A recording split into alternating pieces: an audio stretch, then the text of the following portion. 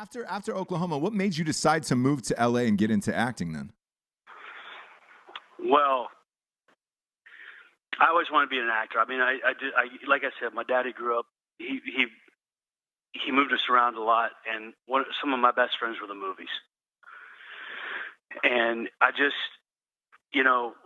Mama would drop me off. I'd see a couple films. I just knew I didn't know what I wanted to do in life.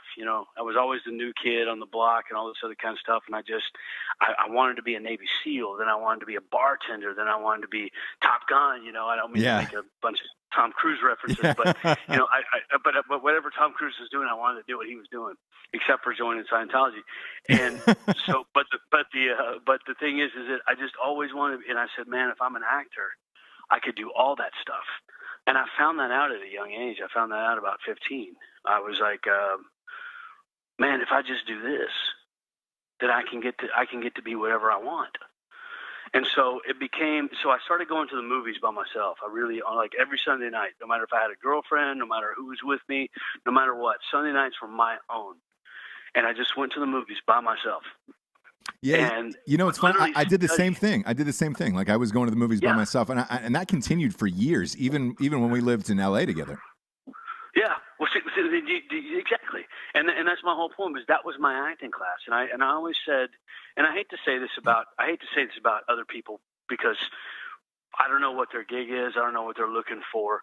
I've never taken an acting class, only because I'm not going to spend $500 a month to take lessons from someone who couldn't hack it in the business in the first place. Right. Do you understand what I'm saying? I mean, I get it. Here's how you act. I'm like, how do you know? Because if you knew how to do it, then you wouldn't be doing this crap. So it's a good point. There's a fine line between people who believe in coaches and people who don't believe in coaches.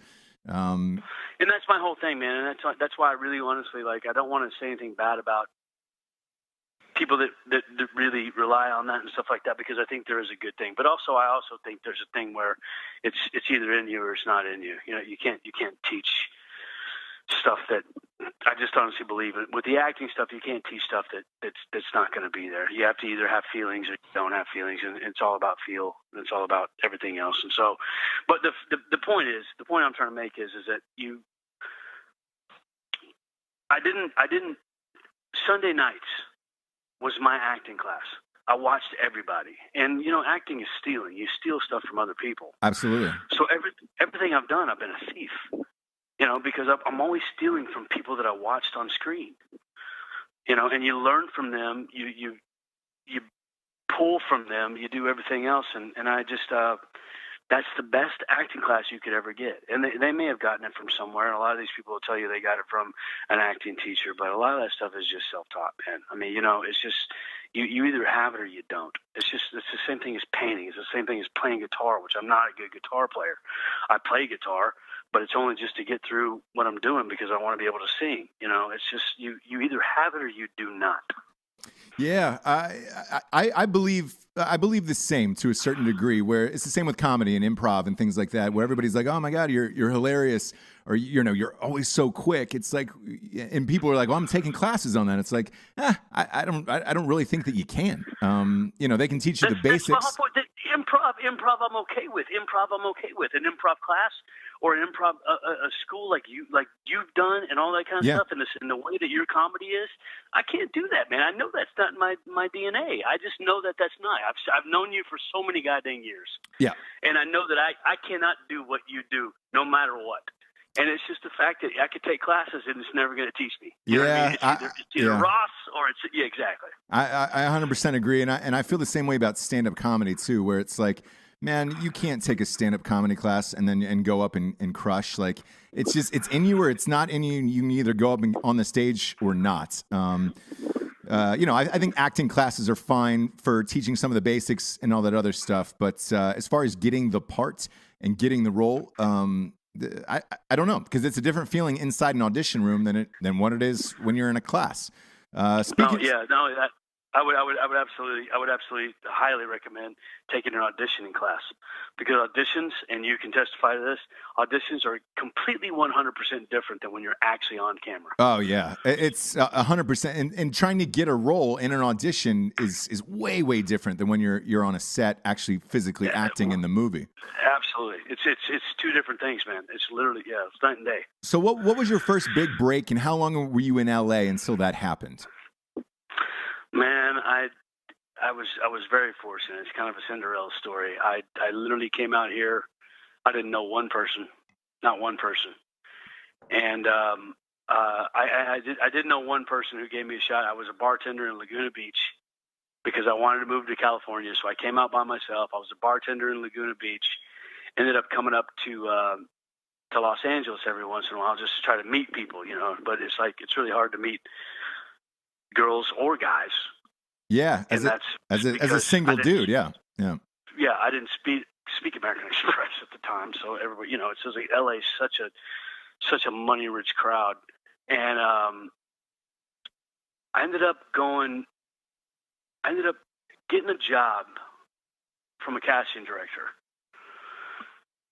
as the PA. Okay. On a show called Fire Company 132. It was a Fox show, and I was an office PA. And so I used to just like, I just had the best time in the world. I was up at 6 a.m. and I wouldn't close down until sometimes 2 a.m. I was getting no sleep, but I was on a TV show, but I was an office PA. So I was just the errand boy. You know what I mean? Yeah. And then I met a good friend of mine who introduced me to, who is still my manager to this day, Stacey Boniello. And she had just moved her office. I helped her move her office from being an assistant from a good friend of mine, Brian Swarstrom, who I believe still is the one of the heads at Endeavor, partner at Endeavor. Yeah. And I moved Stacey, and I said, listen, man, I'll make runs for you if you send me on auditions. And Stacey didn't laugh at me, but everyone else laughed at me. They're like, all right, whatever. And 6 months later, I was lead on a TV show. It just doesn't happen like that. Man. Joseph Middleton, who's a casting director, helped me out so much. It was ridiculous. He brought me in for something that I think was already cast, but he just wanted to see if I could audition. And that's why I bring up the importance of auditioning. He just saw, and so I didn't get that role. And then the next role that I got was Fame LA, and Joseph helped me on that audition. And I got Fame LA, and it was like not Fame in New York, but Fame, you know, LA. Yeah, absolutely.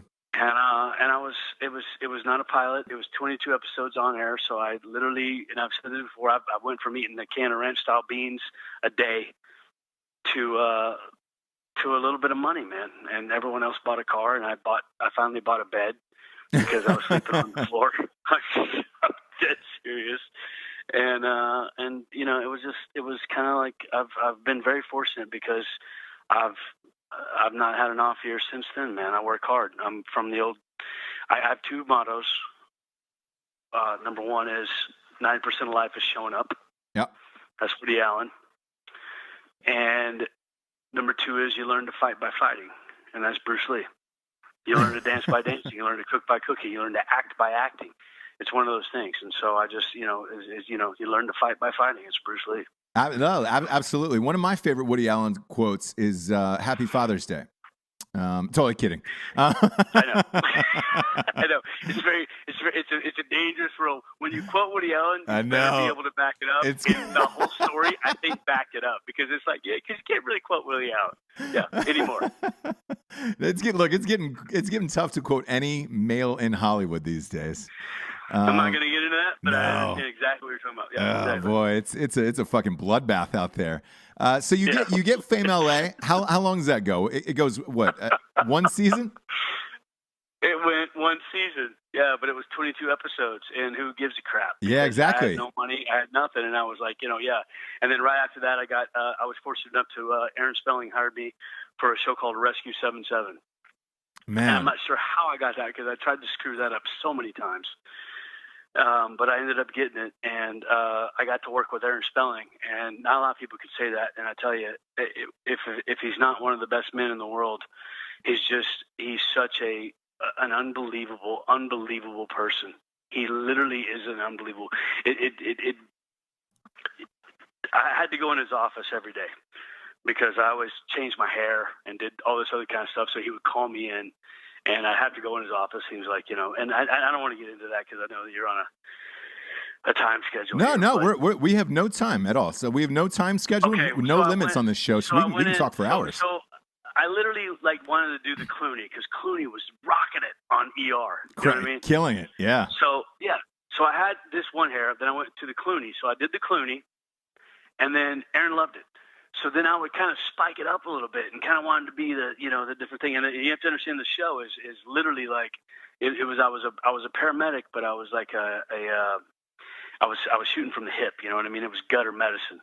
Yeah. And so I wanted to be like the wildcat, you know what I mean? Which I was on the show, but so I would spike the hair up and I would go in and I would get a call. And Aaron would call me into his office and he'd be like, "Hey, how you doing?" And I'm like, "Hey, what's going on?" He's like, "We're going to take the hair back down." I'm like, "Okay, cool." And when I walked into his office, you have to understand this. Shag carpet, this huge thing.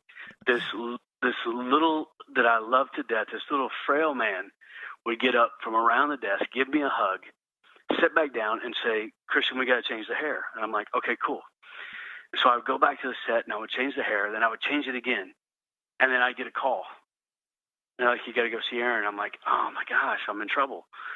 And he had a guy there, and I mean, if you've ever worked for Aaron Spelling, you know his name. His name's Duke, and he's not somebody to be toyed with. And Duke would be standing there.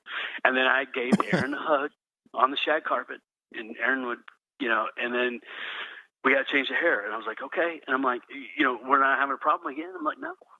And I was like, "Absolutely not." And then I would change it again, and I would get called back into the office.